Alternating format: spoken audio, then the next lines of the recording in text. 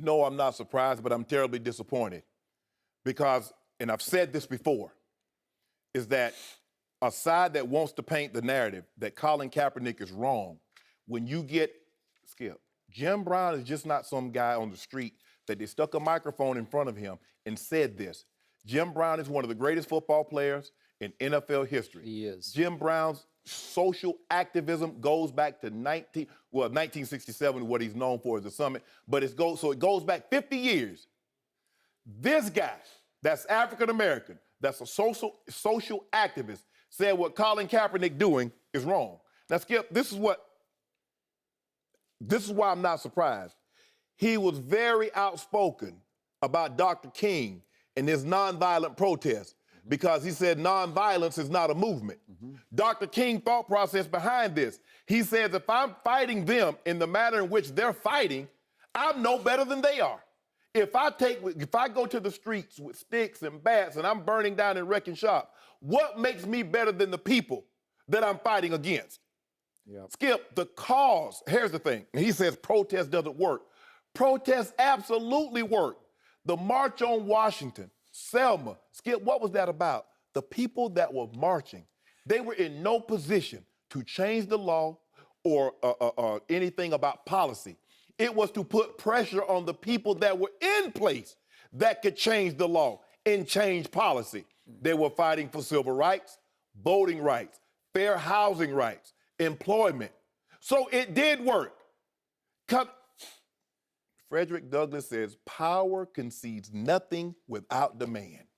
Skip, do you think blacks would have progressed as far as they had if everybody just sat back and said, you know what, hey, everything's good, we all good? Skip, if what Jim Brown is saying is true, if what Colin Kaepernick is doing in 2017 is wrong, what he did in 1967 was wrong.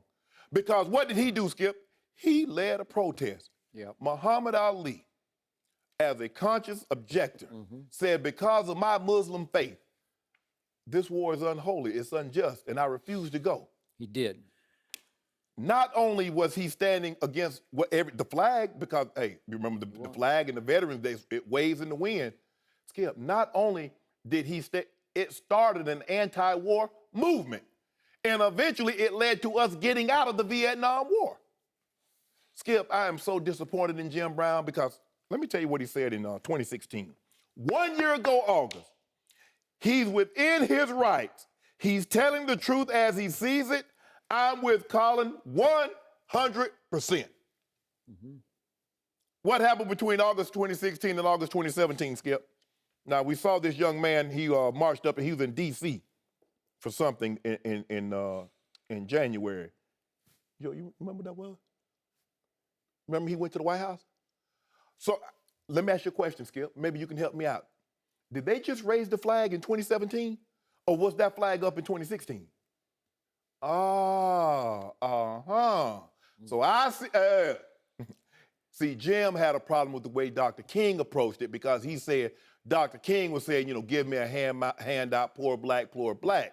No, Dr. King said, all I want America to do is what she said she would do on paper. That Constitution. Skip, we know now once we're born equal. From that day moving forward, unless you're of that race, you're not treated equal. So Dr. King says, okay, do what you say you was gonna do on paper. Treat me equal. Give me equal opportunity.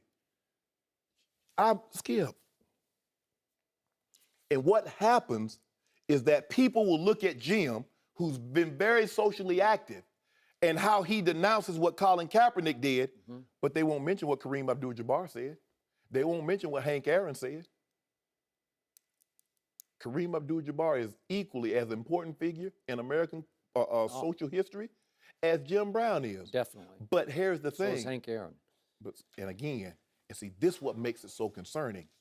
Jim Brown still hadn't mentioned the cause, what led to the gesture. He's still talking about the gesture. He will not mention the cause. Oh, well, what's his cause? What's his cause? Skip, people don't know this. And he talks about you got to have a team, and he keeps using the word intelligent, like Colin Kaepernick is unintelligent, like he doesn't know what he's doing. Skip, they were trying to have the march and organize the March to Washington since 1941. That march on Washington, Dr. King gets all the credit. That march was led by Asa Philip Randolph. The guy that organized it was Bayard Rustin. Dr. King gave the speech. So it was a team effort, Skip. You don't ask Tom Brady to make tackles and sack the quarterback, do you?